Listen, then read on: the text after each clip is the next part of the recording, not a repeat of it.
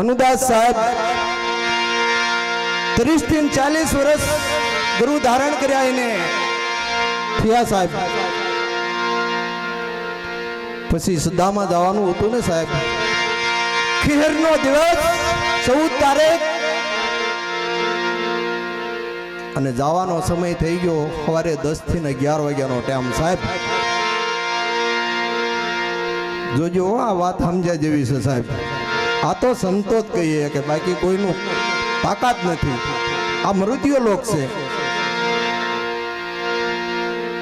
10 થી 11 વાગ્યાનો ટાઈમ સાહેબ ને જવાનો. આખું કુટુંબ પરિવાર ભેગું થઈ ગયું. હગાવાલા દીકરીઓ બધા હો સાહેબ. સાહેબે કીધું તું મારી પથારી નો ફેરવ છો, વિયો જાઓ પછી ભલે ગમે ના લઈ જાઓ સાહેબ. ત્યારે એમનું કુટુંબ પરિવાર બેનું દીકરીઓ સૌ મળી અને જવા દાદાના દીકરા 2, મસરૂ દાદાના દીકરા 2, આ ચારે ભાઈઓ એમાં 2 ભેલા વયા ગયા અને 2 આદર અત્યારે છે. ઈ માં ભગવતીના ઉપાસક છે સાહેબ. માં મમ્મી માં રણની દેવી કહેવાય. શિવની શક્તિ એક જ છે સાહેબ. કોઈ ભક્તિમાં કોઈ ફેર નથી, પણ જેને સમજણ નથી એને નોખું ગણાય છો. બાકી અત્યારે અનુદાસ સાહેબ ગયા, એમના ભાઈ ગોરધનદાસ સાહેબ જો આપણે સામે નજરે બેઠા છે. જવાની તૈયારી થઈ એટલે બાપુ ધીરુ બાપુ તમને વાત કરું બાપુ. 2 હાથ જોડીને આવીને ઉભા રહ્યા. ગોરધનદાસ ઉભા થાવ સાહેબ. ઉભા થઈ પોતાના ખાટલે જઈ અને 2 હાથ જોડીને ઉભા રહ્યા. ભૈલા તમે વિયાગ જવાનું તમારી તૈયારી કરી છે, મને ખબર છે, પણ અમને ખબર કેમ પડે? તમારી ભક્તિની અમને ખબર કેમ પડે? તમે 30-40 વર્ષ જો ભક્તિ કરી હોય સાહેબ તો આજનોથી રોકાઈ જવું પડે બાપ. અમરેલીની અંદર સંત મૂળદાસ સાહેબ ઈ પાલખી અમરેલીની અંદર ફરતી હતી, ફરતી ભાઈ શોકની અંદર આવીને ત્યાં હમું એક વેલડું હાલું આવતું હતું બાપુ. અને એ વેલડાની અંદર એક દીકરી બેઠી હતી અને 5-25 સંતોનો એ સમયમાં 5-25 સંતો છે એટલે 500 થઈ જાય બાપુ. એ વરઘોડો કેમ બજારમાં આગળ હાલ્યો આવે છે, અહીંયા કણે બાપુની પાલખી હાલી આવે છે. 5-25 માણસ અવળા ફરીને ઉભા રહ્યા. કારણ કે વિલડાની અંદર દીકરી બેઠી હતી ને એના પિયુને મળવા જતી હતી. અવળું ફરીને ઉભા રહ્યા એટલે બાપુના જે સેવકો હતા એ કીધું કે સામે માણસો કેમ અવળા ફરીને ઉભા છે? અને ત્યારે કીધું બાપુની પાલખી સામે મળે છે, અમને અપસુકુન થાય છે. સંત મૂળદાસના અપસુકુન. અને બાપુ સમાધિની અંદર બેઠા હતા સાહેબ. પાલખી હતી એમાંથી આંખ ખુલી. શું છે બાપા? ત્યાં 5-25 આત્મા છે એને તમારા અપસુકુન થાય છે કે બોલાવો અહીંયા. એ દીકરીને ના બોલાવી સાહેબ. ટૂંકમાં વાત કરું, આ વાત તો ખૂટે એવું જ નહીં સાહેબ. સદગુરુની કૃપા છે સાહેબ. અને એ દીકરીને ના કારણે બોલાવી પાલખી પાસે. અને બાપુએ આંખ ખોલીને કીધું કે દીકરી ક્યાં જાસ? કે બાપુ હું મારા પિયુને મળવા જાઉં છું. કે જો તું તારા પિયુને મળવા જાતી હોય ને તો હું મારા પિયુને જ મળવા જાતો તો બાપ. પણ આજ તું જા અને કાલ હું જાઉં. 48 કલાક કાળને કીધું પાછો વિયો જા. અને આ નજરે આજ મેં પાછું બીજું જોયું. આ 14 તારીખે એ ગોરધનદાસ સાહેબે એકલું કીધું ભાઈ આજ તારે વિયો જવાનું છે કે હા? કે જવાય નહીં. એનું પ્રમાણ કેમ અમને ખબર પડે કે તમે 40 વર્ષ ભક્તિ કરી અને આ સદગુરુનો પારો તમે ડોકમાં લઈને ફરતા હો સાહેબ, તો આજ ન જવાય. અને 12 કલાક કાઢી નાખ્યું હો સાહેબ. સવારે 10 વાગ્યાથી ને રાતના 3 વાગે દેશ છોડ્યો. આ પ્રમાણ કહેવાય કે નહીં બાપુ? ભક્તિનું પરિણામ છે. અને ઈ કાળને કેક તું ઘડીક વિયો જાય એમ પાછો, એવું આ સંતોની વાણી સાહેબ.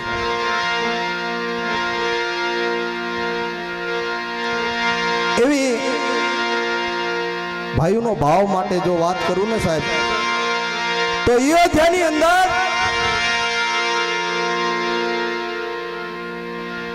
રામને રાજ તિલક થવાનું હતું. ટૂંકમાં વાત કરું છું બાપુ, કલાકારો ઘણાય બાકી છે અને બે ભજનનો લાભ લેવાનો છે. સૌને હવની વાણી પવિત્ર કરવા આવ્યા છે સાહેબ.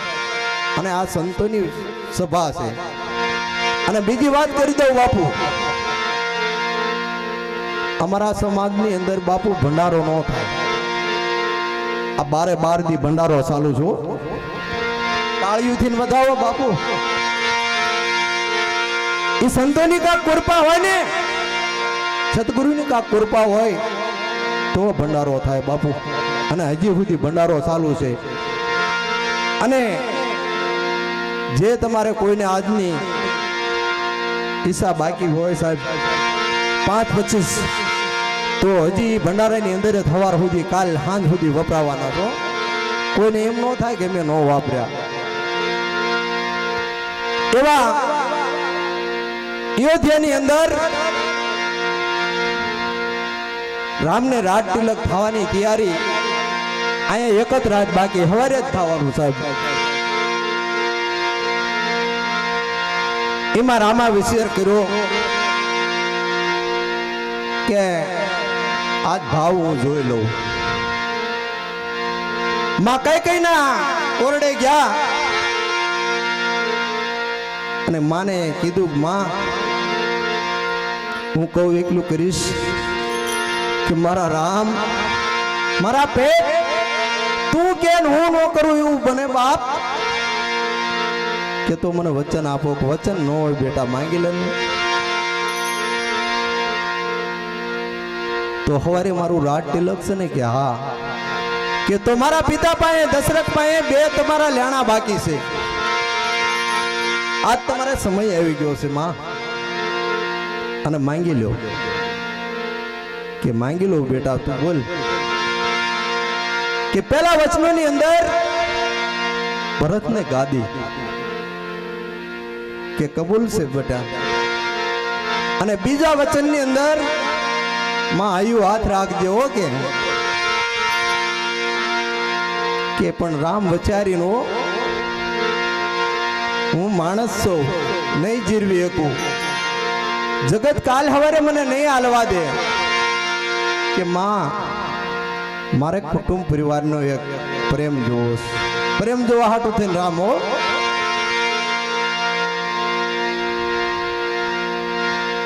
અને બીજું વસને માંગ્યું રામે કે માં રામને 14 વર્ષનો સવારે વનવાસ દઈ દે. માતા કઈ ધરતી માથે ધરુજી પડી હતી સાહેબ. કોઈ કહેતા હોય કઈ રામને વનવાસ દીધો નહીં હો સાહેબ. આ તો રામને ભાવ જોવો તો, પ્રેમ જોવો તો. અને આજ અનુદાસ સાહેબે આ હળદરની અંદર પ્રેમ જોઈને ગયા સાહેબ. અને એ લંકાની અંદર પૂગ્યા ને સાહેબ. ટૂંકમાં વાત લઈ લો. અને રણમેદાનની અંદર ભાઈ લખણને મોરસા બાણ લાગી ગયું સાહેબ. અને મોરસા બાણ લાગ્યું ને રામ ધરુજી ગયા. ઓહો, હવે અયોધ્યા પાછું કેમ જવું મારે? માતા કઈ માતા સુભદ્રા, એને મારે હું મુખ શું જઈને બતાવીશ. અને ભાઈ લક્ષ્મણનું માથું ખોળાની અંદર લઈ અને રામે રુદન માંડ્યા સાહેબ. અને આ તેજનું ભજન એ સમયનું ભજન છે સાહેબ.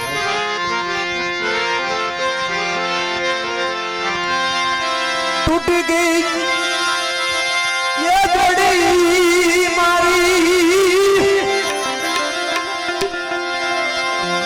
टूटी गई जोड़ी मारी बिखर दिस काया राम के से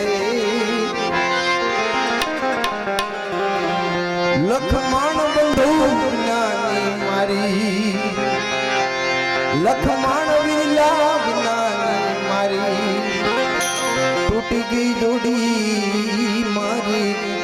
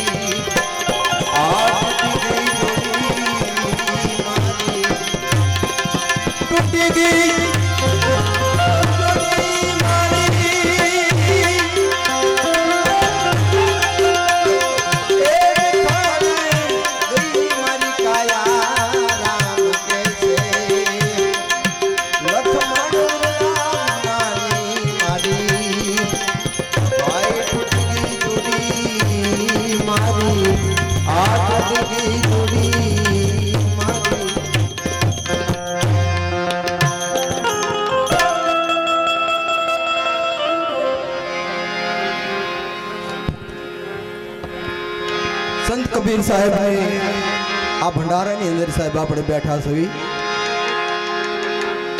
આજની વાણી કાક અલગ હોય સાહેબ.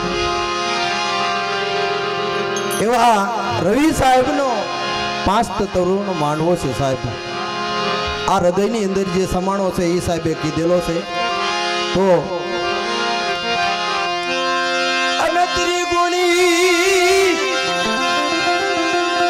ત્રિગુણી તોરણિયા બંધાવો સાહેલી મુરી રે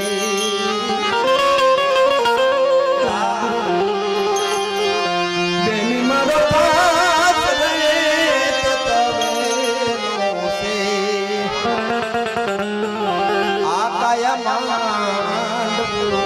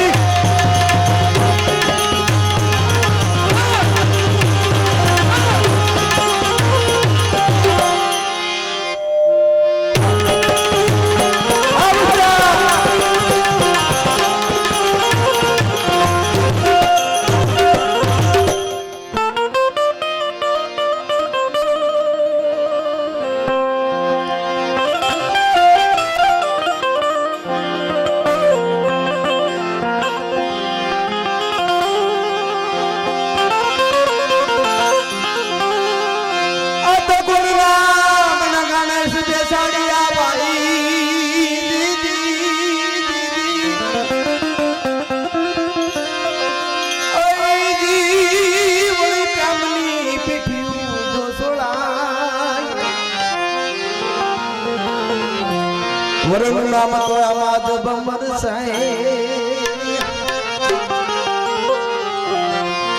વરુણ નામ તો જમર સાહે એ ઢોલ મંગળ કી તારડા રે ગવાઈ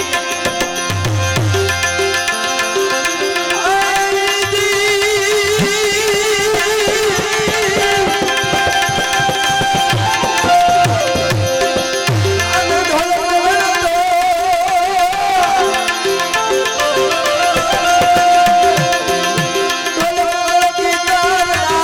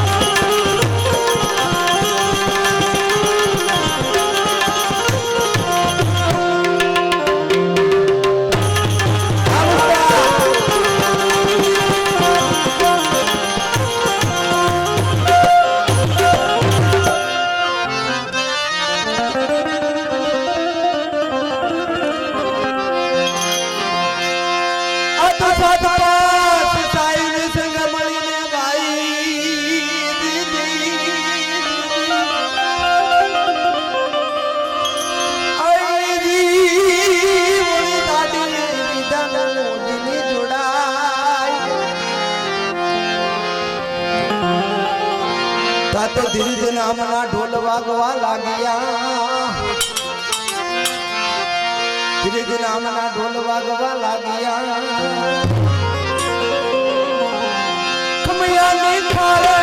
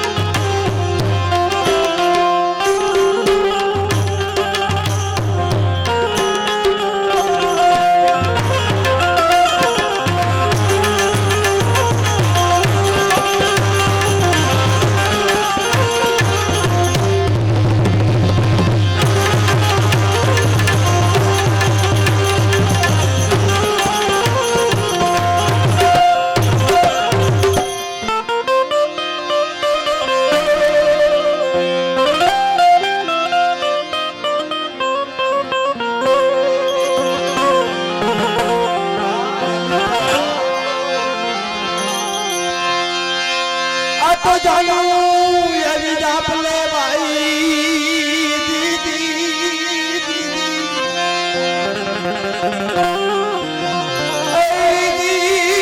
तो सुषमना संदेशो नहीं जाए इंगला लावरन वदाववा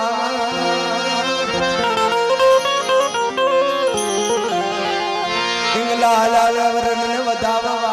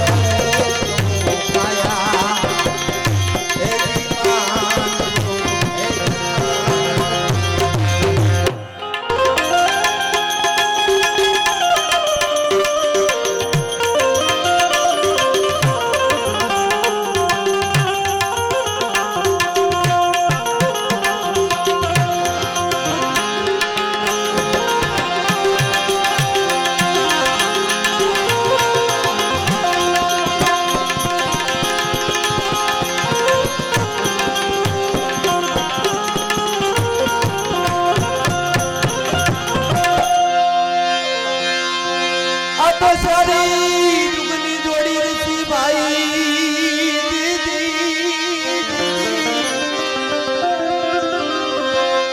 આઈ વળી તો મના નાખ્યા છે બધાય મોરમાં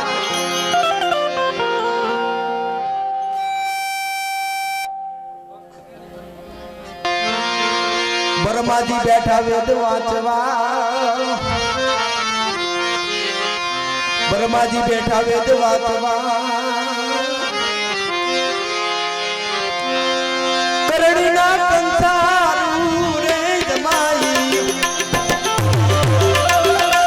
અરે આપણી બધાય કરણીના તો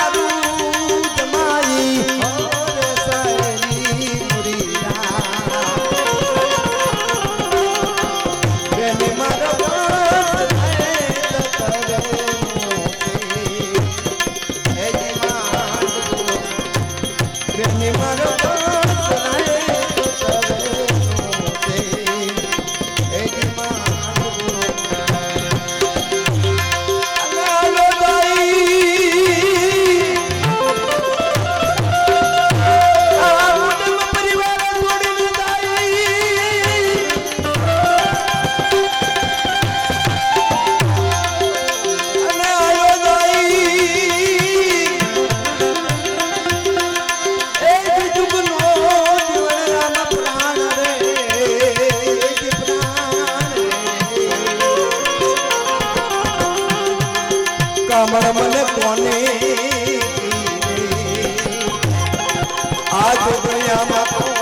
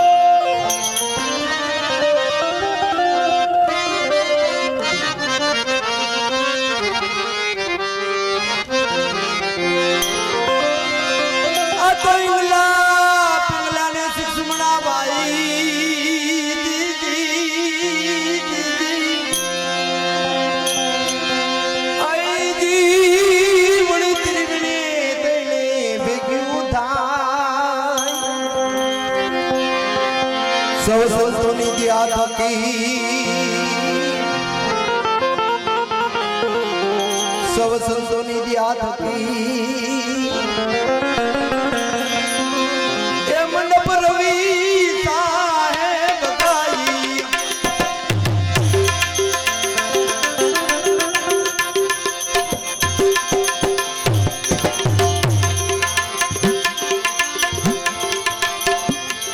सीताराम ने जो ने हमारो तमारो तो आमदा से धोरेगा राजा राम ने हमारो तमारो भाई मोटी જાશે ઘોરે દારૂ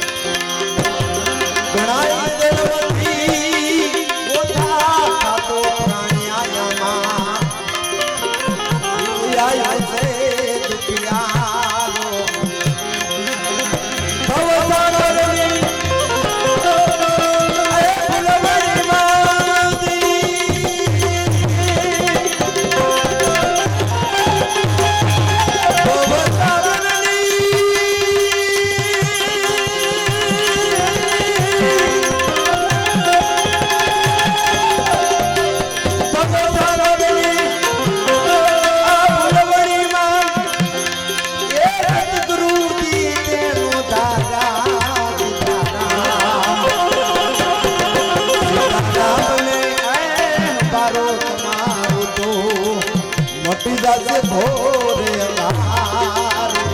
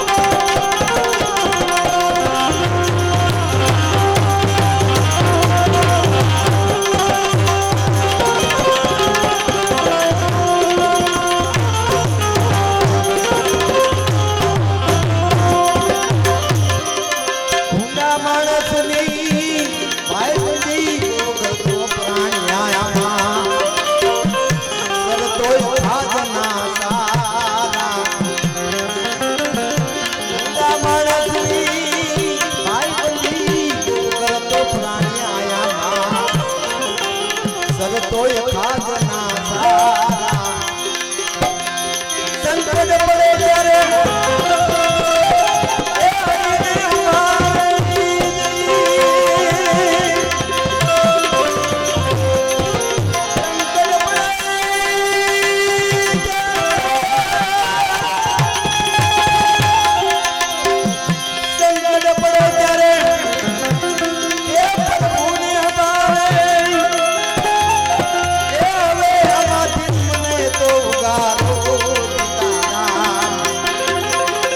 સીતારામ ને પારો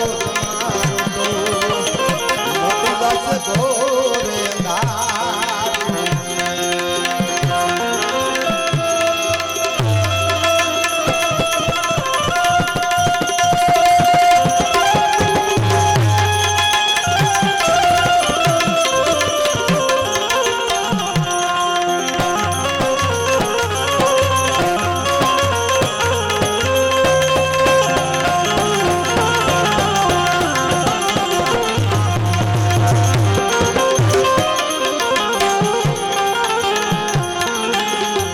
સતગુરુજીએ દાવો છોડી દીધા પછી પ્રાણ્યા આમાં જમડે કર્યો પડકારો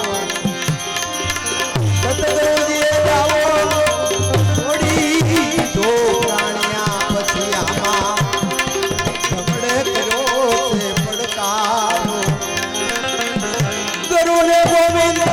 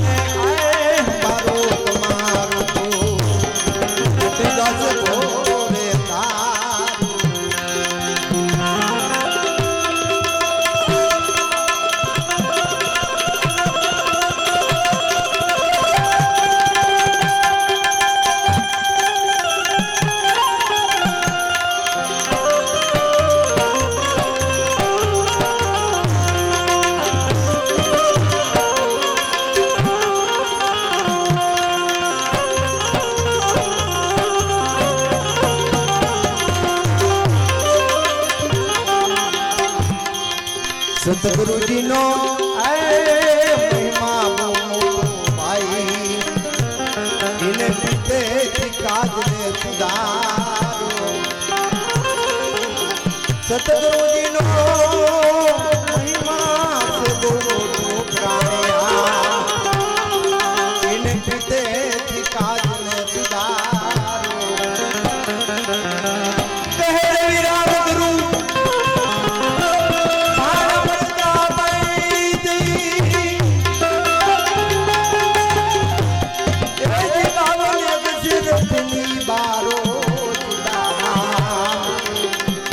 सीताराम ने आए हमारो तुम्हारो मोटी दास गोरे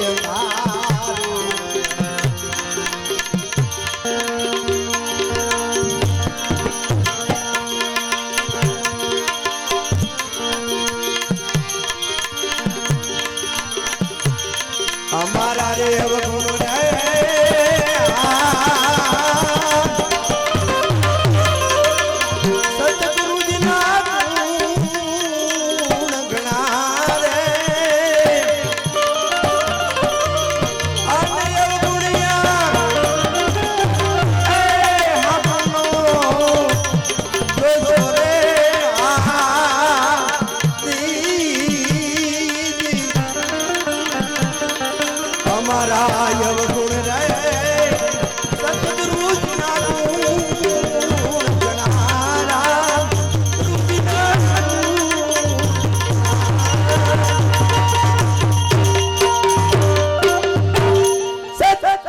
गुरु महाराज की सतनाम साहेब की